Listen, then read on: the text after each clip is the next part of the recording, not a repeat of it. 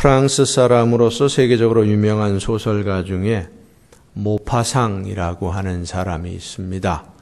이분이 쓴 단편 소설 중에 목걸이라고 하는 제목으로 쓰여진 글이 있는데, 이 단편 소설 목걸이의 주인공은 한 말단 공무원의 아내인 마틸다라고 하는 사람입니다. 하루는 장관이 주최하는 아주 호화로운 파티에 이 마틸다가 그 남편 공무원 덕에 부부 동반으로 초대를 받습니다. 장관이 주최하는 아주 호화로운 파티였기 때문에 격에 맞는 옷을 입어야 한다라고 하면서 남편이 그동안 모아두었던 돈을 탈탈 털어서 좋은 옷을 한 벌 선물을 해줍니다. 그런데 마틸다는 이 옷이 마음에 안 들어요. 왜냐하면 옷은 멋있는데 그 옷에 어울릴 만한 장신구가 하나도 없거든요. 목걸이라든지 보석이라든지 옷에 보석으로 장식이 된 것이 하나도 없이 그런 파티에 참석할 수 없다 생각을 하고는 고민을 하다가 부유한 남편을 만난 친구를 찾아가서 보석 목걸이 하나를 빌립니다. 다이아몬드와 진주로 장식이 되어 있는 아주 화려한 목걸이를 하나 빌립니다. 좋은 옷에 보석 목걸이를 한 마틸다, 외모도 상당히 예뻤었나 봐요. 그 파티에서 많은 사람들에게 인기를 얻습니다. 이 사람 저 사람과 새벽까지 춤을 추면서 파티를 즐기다가 집에 왔는데, 집에 와서 옷을 갈아입다 보니까 목걸이가 없어진 겁니다. 어디서 사라졌는지 목걸이가 사라졌어요. 다이아몬드에 진주에 여러 가지 보석으로 장식된 이 값이 비싼 목걸이를 잃어버렸으니 얼마나 낙심이 되는지 남편에게 사실을 이야기하고는 여러 가지로 의논한 끝에 전 재산을 다 팝니다. 집도 팔고 재산 세간살이를 다 팔아도 모자라서 빚을 많이 얻어서 그 잃어버린 목걸이와 똑같이 생긴 목걸이를 사서 친구에게 돌려줍니다. 그리고 이제 빚을 갚아야 되니까 단칸방으로 이사를 해서 온갖 굳은 일을 다 합니다. 이웃집 빨래도 해주고 청소도 해주고 설거지도 해주고 이래가면서 얼마나 힘들게 일을 했는지 손이 다 거칠어지고 아름다웠던 얼굴에 주름이 깊이 파이게 됩니다. 그렇게 10여 년 동안 빚을 갚느라고 정신없이 살았어요. 10년 만에 빚은 다 갚았는데 건강도 잃어버렸고 인생도 망가질 대로 다 망가져 버렸습니다. 어느 날 이 마틸다가 우연히 길에서 보석을 빌렸던 그 친구를 만납니다. 반가워하는 이 친구와는 달리 마틸다는 자신의 초라한 모습이 너무나 부끄러웠습니다. 커피숍에서 차를 한 잔 앞에 두고 이런저런 이야기를 나누다가 왜 자기가 이렇게 초라해졌는지 지난 시간들을 이야기를 하게 됩니다. 사실은 보석 목걸이를 빌렸다가 잃어버려서 전 재산 다 팔고 빚을 내어서 목걸이를 다시 사서 돌려주고 나서는 그 빚을 갚느라고 이렇게 10년 동안 정말로 죽을 고생을 했다고 이야기를 하니까 이 목걸이를 빌려주었던 친구가 이야기를 합니다. 이를 어쩌니 마틸다야, 그 목걸이는 싸구려 가짜였어. 잃어버렸던 목걸이는 길거리에서 파는 싸구려 가짜 목걸이인데, 가짜 목걸이를 잃어버리고는 부자인 친구니까 당연히 진짜였을 거라고 생각을 하고 죽을 고생을 다해서 그 목걸이를 만들어 준 건데, 그리고 그 빚을 갚느라고 10년이나 고생을 했는데 그 목걸이가 가짜였다. 그제서야 알게 되니 얼마나 허무한 일입니까? 오늘 우리가 사는 이 세상은 진짜와 가짜가 구별이 안 됩니다. 세상 일도 진짜와 가짜가 구별이 안 되고 신앙도 바른 신앙과 가짜 신앙이 구별이 잘 안 됩니다. 성도라고 불리우는 예수님을 믿는 사람들도 진짜 성도와 가짜 성도가 구별이 안 됩니다. 하지만 하나님 앞에 설 때에 진짜와 가짜는 분명히 구별될 줄로 믿습니다. 하나님 앞에 설 때에. 그래서 우리가 하나님 앞에 섰을 때 진짜 성도로 하나님에게 인정받고 천국에 받아들여지기 위해서 하나님의 도우심을 간구해야 될 줄로 믿습니다. 나를 도와주옵소서. 성령의 도우심을 간구해야 됩니다. 영적으로 거듭나게 하여 주시옵소서. 하나님의 자녀로 날마다 거듭나게 하여 주시옵소서. 날마다 주님과 동행하는 삶이 되게 하옵시고 하나님의 말씀 안에서 생활하는 하나님이 기뻐하시는 열매를 맺는 삶이 되게 하여 주옵소서. 나 스스로 만족하는 신앙생활이 아니라 하나님에게 인정받는 신앙생활이 되게 하옵시고 이 세상을 사는 동안 주님과 동행하는 진정한 행복을 누릴 수 있도록 하나님의 자녀로 오늘을 살 수 있도록 나를 붙들어 주옵소서. 날마다 기도하며 성령의 도우심을 간구하고 의지해야 됩니다. 우리가 진짜 성도가 되어야 하나님의 자녀로 구원의 기쁨을 누릴 수 있는 것이지 진짜 성도가 아니면 하나님의 진짜 자녀가 아니면 성령이 임하시는 성령의 능력을 체험하는 이 체험이 없으면 오늘 우리는 진짜 성도로 이 세상 현실을 살 수 없습니다. 자, 여러분 생각해 보십시다. 예수님을 믿는 사람이라면 누구나 다 진짜가 되고 싶어 합니다.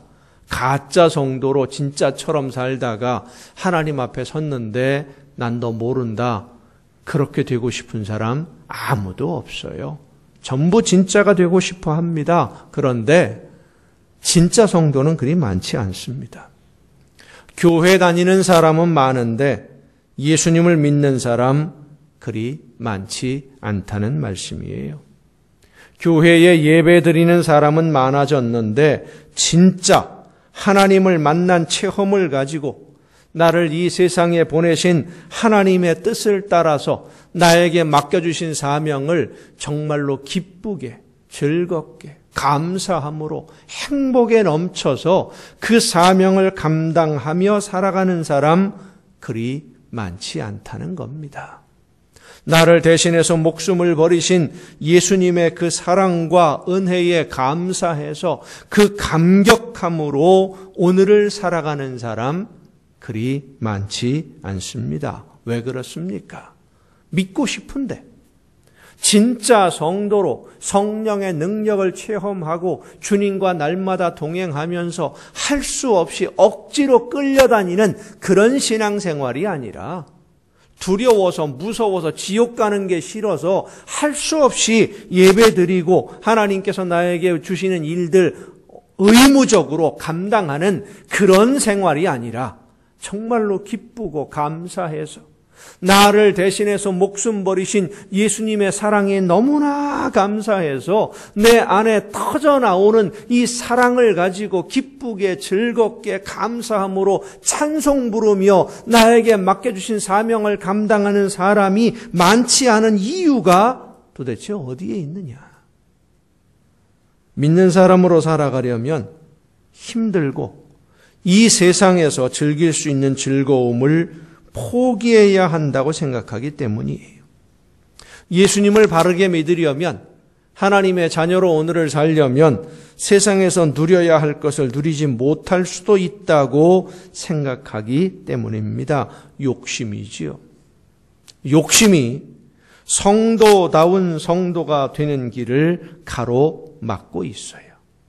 이 욕심이라고 하는 것이 참 별것이 아닌데 우리로 하여금 목숨을 포기하게 만드는 영원한 생명을 하나님의 나라에서 하나님과 영원히 함께할 그 천국의 기쁨을 포기하게 만드는 아주 중요한 역할을 합니다. 욕심이라고 하는 것이.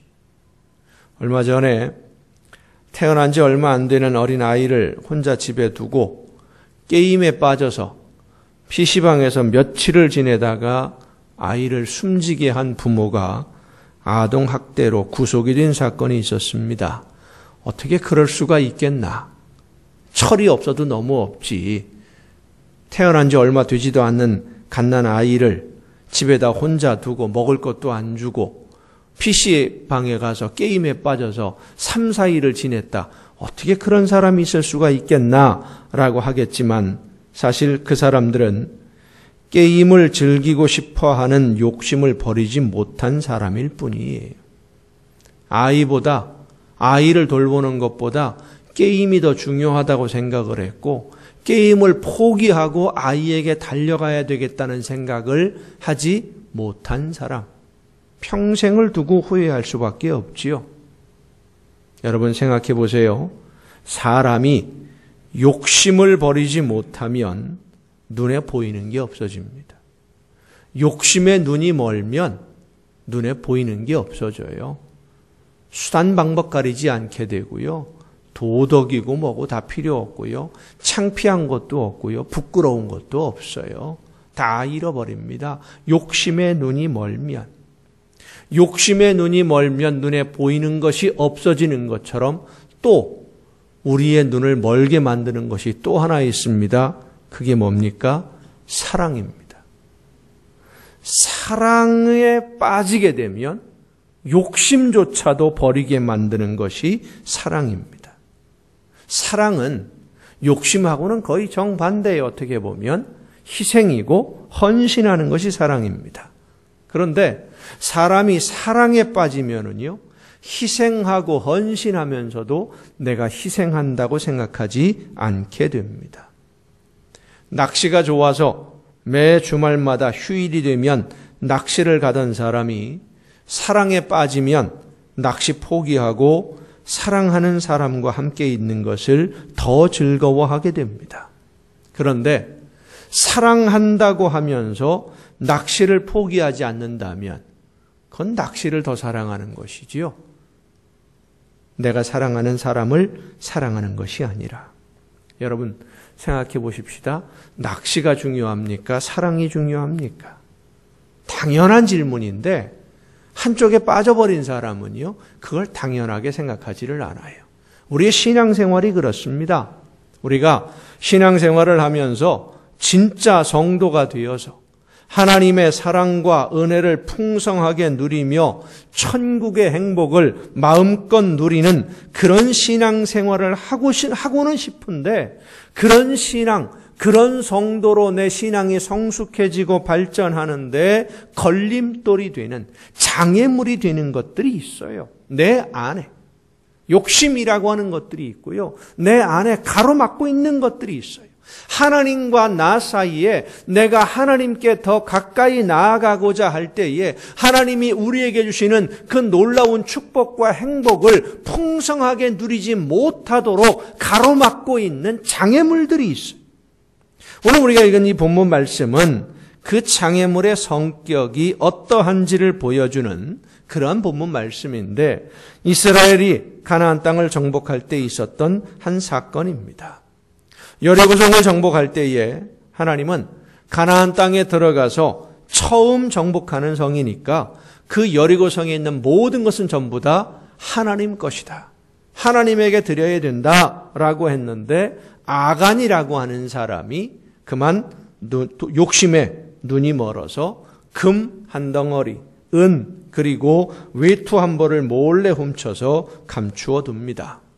그리고 나서 이어진 아이성 싸움에서 그만 패배를 하고 마는 것을 오늘 본문이 보여줍니다. 이 금덩어리, 은 한 덩어리, 그리고 외투를 훔친 이 사건만 보면 왜 이런 일들이 벌어졌는지, 아이성 싸움에서 왜 질 수밖에 없는지 그 이유를 정확하게 알 수가 없는데 이 사건에 나오는 사람의 이름들이라든지 지명이라든지 그 용어들을 가만히 보면 왜 이런 일들이 벌어졌고 이 사건을 통해서 하나님이 무엇을 우리에게 말씀해 주려고 하시는지를 알 수가 있게 됩니다. 먼저 이 아이성 싸움의 패배를 할 수밖에 없도록 원인을 제공한 사람이 아간이라는 사람이죠. 이 아간이라는 사람 뜻이 없습니다. 무슨 뜻인지 히브리어에 잘 나와 있질 않아요. 그런데 이 히브리어를 헬라어로 옮길 때 이 아간이라는 이름을 아카르라는 말로 번역을 합니다. 이 아카르라는 말이 어떤 뜻이냐? 뒤에 15절에 넘어가 보면 아골이라고 하는 뜻이 나오는데요. 아골 골짜기. 아카르, 아고르 같 비슷한 의미예요. 그 아고르라는 말이 뭐냐? 고통을 주는, 아픔을 주는, 장애가 되는 그런 말입니다. 26절 마지막 절에 보면 아간을 처벌한 골짜기를 아골 골짜기라 부르게 되었다 그랬는데 이 아골이라는 말이 고통, 아픔, 장애 이런 뜻을 가진 단어입니다. 자, 그리고 이 사건, 전쟁에서 패하는 사건의 주 무대가 아이와 벳 아웬이라고 하는 곳입니다. 이 아이라는 말의 뜻이 뭐냐? 폐허입니다. 벳 아웬이라는 말은 죄악의 집이라는 뜻입니다. 벳 아웬 곁에 있는 아이라는 말은 죄악과 더불어 사는 폐허가 된 도시라는 말이에요. 죄악과 늘 악함 속에서 죄 속에 파묻혀 사는 폐허가 되는 도시. 죄악과 더불어 사는 폐허가 된 도시는 망하는 것이 당연합니다. 무너져야 돼요. 무너지는 것이 마땅한 이 폐허의 도시인 이 아이성 쉽게 점령할 수 있을 것이다 라고 생각한 건 당연합니다. 그런데 이 폐허의 성인 다 무너져가는 그런 아이성에 이스라엘이 패배를 합니다. 왜 패배를 합니까? 아간이 훔친 금덩어리, 은덩어리, 외투 한 벌. 이 금덩어리라고 하는 말이 히브리어로 레숀 자합이라고 하는 말인데요. 이 자합이라고 하는 말은 금이라는 말이고 레숀이라는 말이 덩어리라는 말입니다. 그런데 이 레숀 자합이라고 묶어진 단어는 구약 성경에 여기 한 군데밖에 안 나와요. 금덩어리라고 하는 거. 자합이라는 말은 그래도 많이 쓰여지는 금이라고 하는 단어인데 레숀이라는 말, 덩어리라는 말인데 원래 뜻은 혀를 말하는 뜻입니다. 사람의 혀. 말이나 언어 이것을 의미하는 그런 단어인데 간혹 어떤 의미로도 또 쓰여지느냐? 쐐기라는 뜻으로 쓰여지기도 합니다. 여러분 쐐기가 뭔지 아시죠? 쐐기가 뭔지 아시죠? 잘 모르세요? 쐐기는 아주 작은 건데 이 작은 나무 조각이나 이런 것들을 큰 나무 토막 있는 사이에 탁 갖다 꽂아 놓으면 큰 덩어리가 움직이지 않도록 고정시키는 것이 바로 쐐기입니다. 그 힘이 아주 작은데도 작은 나무 조각인데도 전체를 움직이지 않도록 막아 세우는데 아주 대단한 힘을 발휘를 합니다. 쐐기 하나를 탁 박아 놓으면은요, 그 큰 덩어리 그 덩어리 나무 토막들이 움직이지 않고 딱 고정이 됩니다. 헐거운 곳에 쐐기를 딱 박아 놓으면 안 움직입니다. 여러분, 한 사람 아간이 범죄를 한 것이고 여리고성 전체를 생각해 볼 때 금 50세겔 정도 되는 금 한 덩어리는 아주 작은 겁니다. 그런데 이스라엘 백성들에게 고통을 주는 이 아간이라는 한 사람이 아주 작은 금 한 덩어리에 욕심을 내어서 그 한 덩어리 욕심에 눈이 멀어서 하나님의 말씀에 불순종했는데 이 불순종함, 금 한 덩어리, 작은 쐐기 하나가 이스라엘 백성들의 발목을 잡았어요. 아주 작은 죄악 하나가 쐐기가 되어서 이스라엘 백성들의 발목을 딱 잡아서 폐허가 된, 죄악으로 더불어 사는 폐허의 도시인 아이성조차도 넘어서지 못하도록, 나가지 못하도록 꽉 붙잡아 매놓은 겁니다. 꼼짝을 못하는 거예요. 이 쇠기를 제거하기 전에는 이스라엘 백성들이 앞으로 나갈 수가 없어요. 쇠기를 빼버려야 나아갈 수 있는 것이고, 쇠기를 제거해야 하나님이 약속하신 가나안 땅을 얻을 수 있는 거예요. 오늘 본문에서 여호수아서에서 우리에게 말씀하는 것이 바로 그겁니다.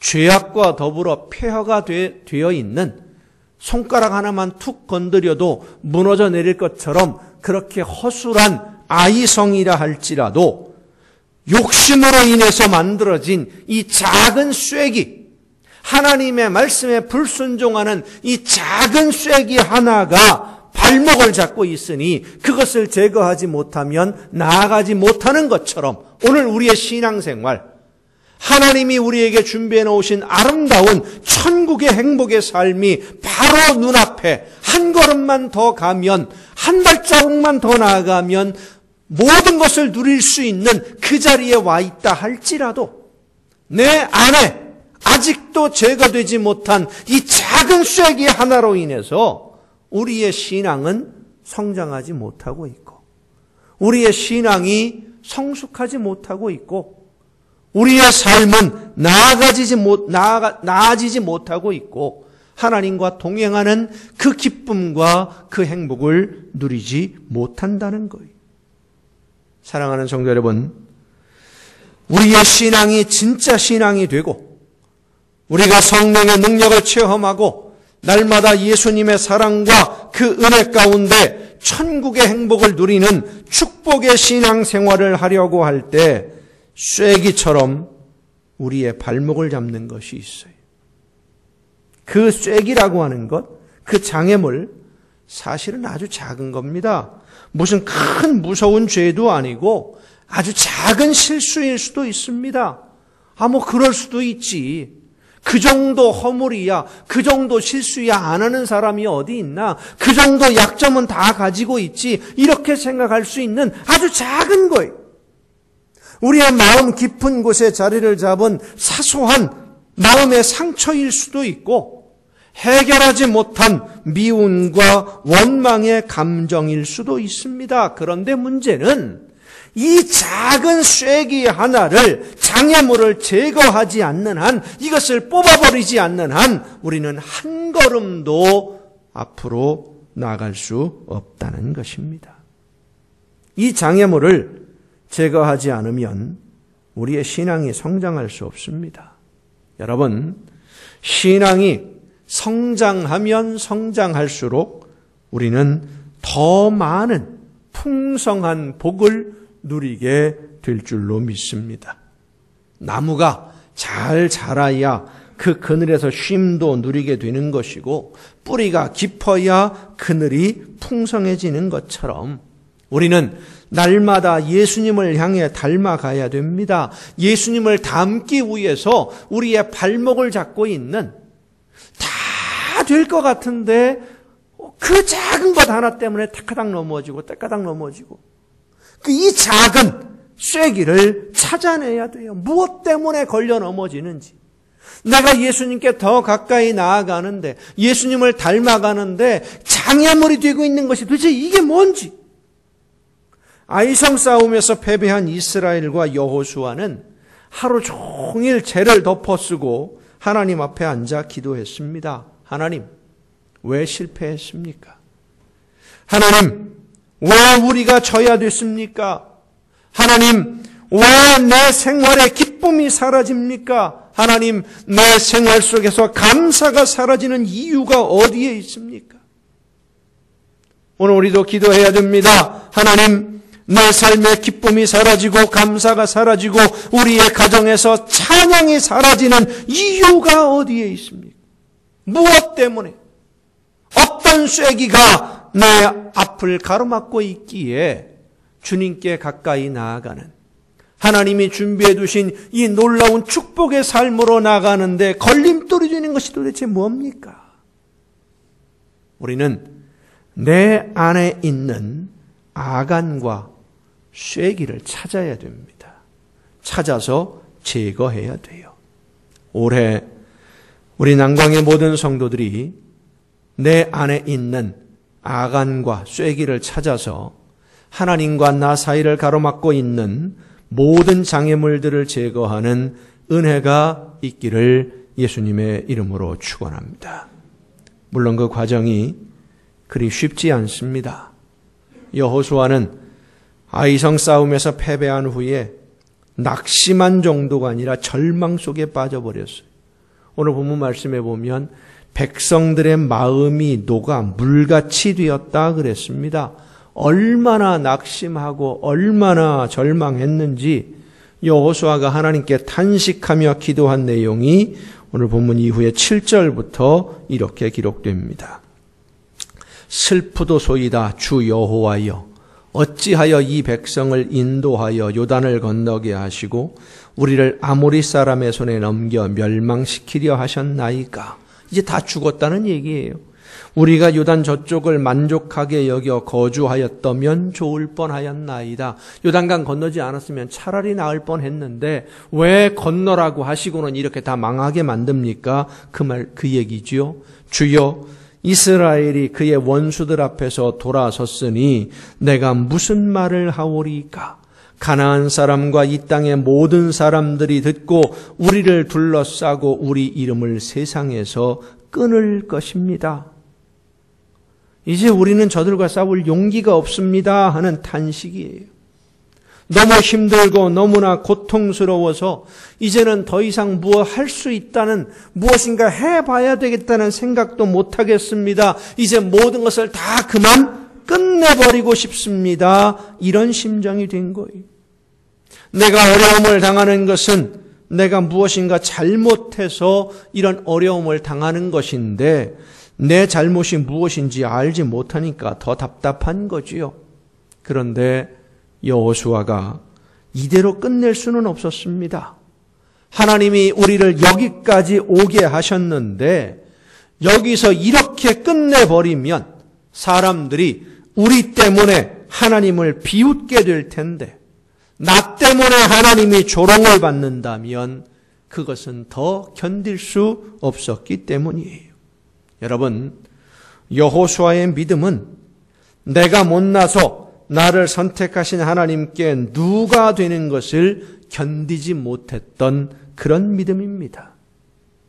어떤 분들은 하나님을 믿고 예수님을 믿는다고 하면서도 차라리 내가 예수 믿는 사람이라고 하지 않았으면 좋겠다라는 생각이 들 정도로 부끄러운 행동을 하는 분들도 있어요. 우리가 흔히 그런 말을 하는 경우가 있습니다. 너 어디 가서 나 아는 척하지 마라. 사람들 앞에서 나 아는 척하지 마라. 네가 내 친구라는 것이 부끄러우니까 아는 척하지 말고 내 이름 팔아먹지 말아라. 왜 그렇습니까? 부끄러우니까. 하는 행동이 못났으니까. 여러분, 하나님이 나로 인해서 부끄러워하신다면 되겠습니까? 외아들 예수 그리스도를 나를 대신해서 목숨을 버리게 하신 사랑의 하나님이신데 나 때문에 부끄러워하신다면 되겠습니까? 내가 제대로 신앙생활을 못해서 나를 대신해서 목숨을 버리신 예수님이 예수님의 제자라는 우리들 때문에 조롱을 받을 이유가 없습니다. 여호수아가 하나님 앞에 기도한 내용이 바로 이것입니다. 하나님, 우리로 인하여 하나님이 조롱을 받게 되었는데 주의 크신 이름을 위하여 어떻게 하시려 하나이까? 물론 내 안에 아간을 찾아내고 쇠기를 제거하는 것이 쉬운 일은 아닙니다. 과거의 아픈 상처들을 꺼내야 할 때도 있습니다. 기억하고 싶지 않은 그런 아픔들을 끄집어내야 할 때도 있습니다. 아픈 상처들을 꺼냈는데 치유가 안 되면 어떻게 하나 하는 두려움이 있을 수도 있고요. 그것보다 이전에 당했던 것보다 더 큰 아픔을 당할 수도 있겠구나라고 하는 그런 두려움 때문에 겁이 날 수도 있어요. 내가 이 아픔을 도저히 감당할 수 없을 것 같은 그런 두려운 생각이 들 수도 있습니다. 그렇습니다. 쇠기를 제거하고 장애물을 제거하는 거 힘든 일입니다. 그러나 이 쇠기를 뽑아버리지 않으면, 장애물을 제거하지 않으면 하나님이 주시는 축복의 땅으로 한 걸음도 더 나아가지 못하는 겁니다. 전진할 수가 없어요. 앞으로 나아가지 못하는 것은 물론이고 지금 나에게 있는 작은 행복들마저 다 잃어버리고 맙니다. 여호수아와 이스라엘 백성들이 두려워한 것이 무엇입니까? 아이성 싸움에서 패배했다는 것을 다른 가나안 민족들이 알게 되면 모든 가나안 사람들이 우리를 공격할 것이고, 우리 힘으로는 지금 우리에게 있는 것 중에서 어느 것 하나도 지켜낼 수 없다는 것을, 그만한 힘이 없다는 것을 알기 때문에 두려운 거예요. 여러분, 우리가 앞으로 나아가지 못하면, 우리의 믿음이 성장하고 하나님이 주시는 축복으로 나아가지 못하면 지금 상태가 유지가 되는 것이 아닙니다. 잃는 것마저 잃어버리고 맙니다. 마태복음 13장에 보면 제자들이 예수님에게 와서 질문을 합니다. 예수님, 왜 사람들에게 비유로만 말씀을 하십니까?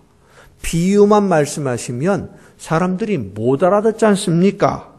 그러자 예수님이 대답하신 말씀이, 천국의 비밀을 아는 것이 너희에게는 허락되었으나 그들에게는 아니 되었나니, 무릇 있는 자는 받아 넉넉하게 되되 없는 자는 그 있는 것도 빼앗기리라.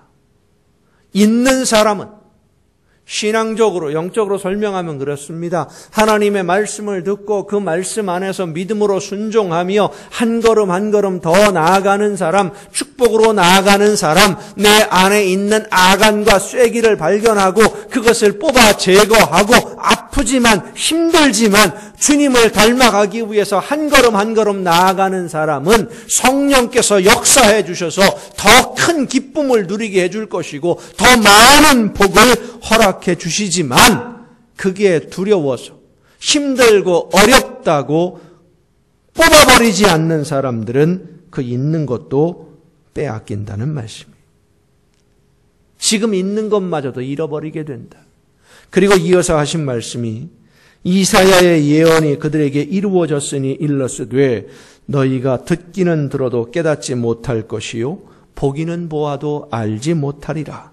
이 백성들의 마음이 완악하여져서 그 귀는 듣기에 둔하고 눈은 감았으니 이는 눈으로 보고 귀로 듣고 마음으로 깨달아 돌이켜 내게 고침을 받을까 두려워함이라 하였느니라.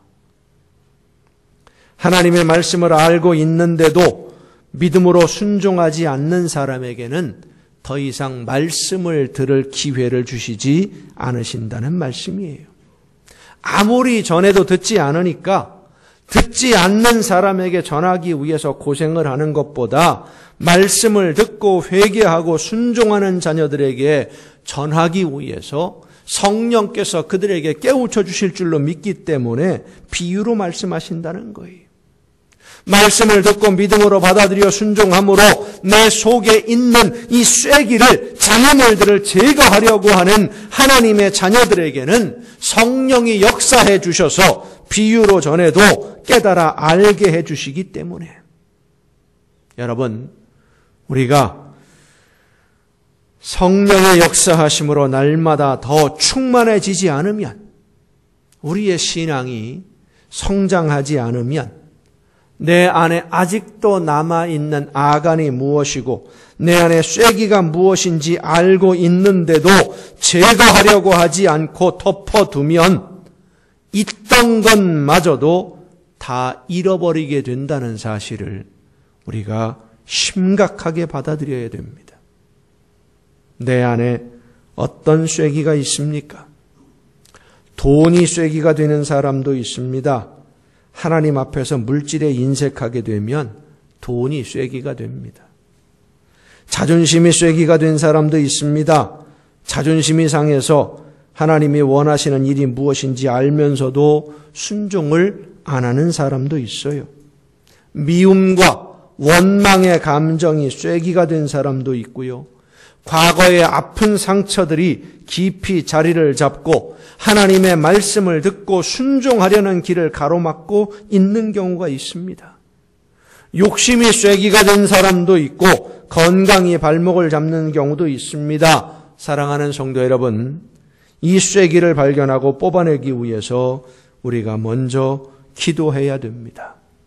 여호수아와 이스라엘 백성들이 하나님 앞에 기도한 것처럼 간절한 기도가 있어야 됩니다. 이 문제가 해결되지 않으면 나는 여기서 죽습니다. 여호수아와 이스라엘 백성들이 그런 마음으로 기도했어요. 그 두려움을 가지고 하나님이 이 문제를 해결해 주지 않으시면 우리 민족 다 죽습니다. 아모리 사람들에게 다 죽습니다. 우리 힘으로 해결할 방법이 없습니다. 문제를 해결해 주옵소서. 원인이 무엇입니까? 말씀만 해주시면, 내 안에 쐐기가 무엇인지 발견하게만 해주시면 그 말씀에 순종하겠습니다. 이게 여호수아와 이스라엘 백성들의 기도예요. 내 안에 하나님께 가까이 다가가는데 장애물이 되는 것이 무엇인지 발견하면 성령께서 내 안에서 제거하고 해결해야 할 문제가 무엇인지를 보게 해주시면 우리는 지체 없이 순종해야 됩니다. 아무리 힘들고 아파도 뽑아내야 됩니다. 내 안의 쐐기를 뽑아내면 아프더라도 힘들더라도 하나님이 도와주심을 믿고 이 장애물을 제거하면 하나님이 주시는 축복의 문이 열려지게 될 줄로 믿으시길 바랍니다. 쐐기를 제거하니까 아이성이 무너졌습니다. 쐐기를 제거하니까 가나안 땅이 이스라엘 백성들 앞에 무릎을 꿇었어요. 이 장애물을 제거하는 것이 아프고 힘들지만 두렵기도 하지만 그러나 그것을 제거하면 하나님과 우리 사이에 가로막힌 담이 제거되어지고 문이 열리는 줄로 믿으시기를 바랍니다. 이 장애물을 제거하면 우리의 신앙이 진짜 신앙이 되고 날마다 성장하는 신앙이 되고 성령의 충만한 능력으로 천국의 행복을 누리게 될 줄로 믿으시길 바랍니다. 우리 앞을 가로막고 힘들게 하고 아프게 하는 이 장애물들을 제거하고 날마다 주님과 함께 행복과 기쁨으로 풍성한 복을 누리기 위해 한 걸음 한 걸음 주님께 더 가까이 다가가는 여러분 모두가 될 수 있기를 예수님의 이름으로 축원합니다.